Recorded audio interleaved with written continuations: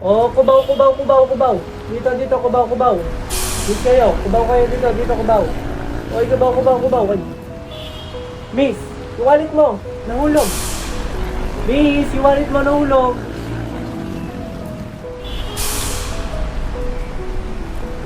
Are you scars? 내가 해야 내가 왜 아야리안 말해야 하니안 genji. Ayun, kala ko ganun ang boses ko at hanggang sa dulo. Nice, buti na lang hindi naburo yung pagiging economic thinker ko, di ba? Kaya naman, pakinggan niyo tong kanta na to.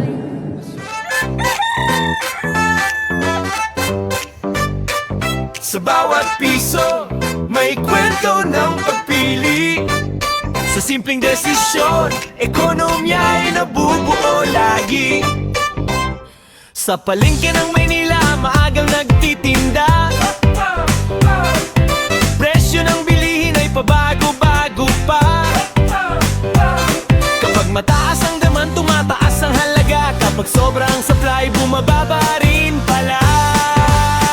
Microeconomics sa araw-araw na galaw. Pagpili at pagkonsumo ang siyang ilaw. Mula sa maliit na tindahan hanggang negosyo, desisyon mo'y may epekto sa presyo. Sa Pilipinas, bawat piso'y mahalaga. Ikaw ang susi sa pag-unlad ng bansa. Si Mang Tonyo sa tindahan ay nagbibilang. Puhunan at kita'y lagi niyang binabantayan. Opportunity cost, isipin mong mabuti. Sa bawat pagpili, may kapalit na sandali. Microeconomics sa araw-araw na galaw. Pagpili at pagkonsumo ang siyang ilaw. Mula sa maliit na tindahan hanggang negosyo, desisyon mo'y may epekto sa presyo. Sa Pilipinas, bawat piso'y mahalaga.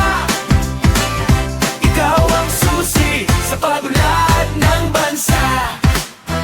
Sa bawat hakbang, ekonomiya'y kasama. Sa tamang